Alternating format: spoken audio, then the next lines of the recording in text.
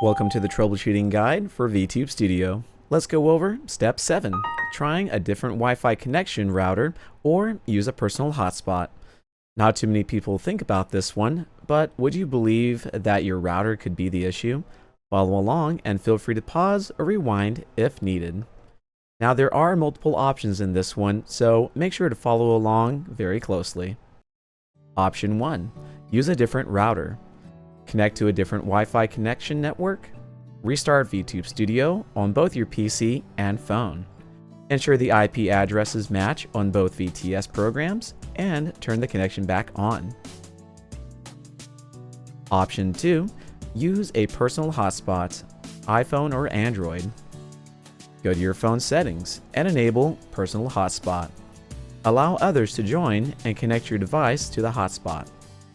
Restart VTS on both your PC and phone.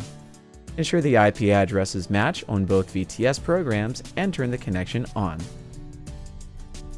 Did we get it? No? Well darn.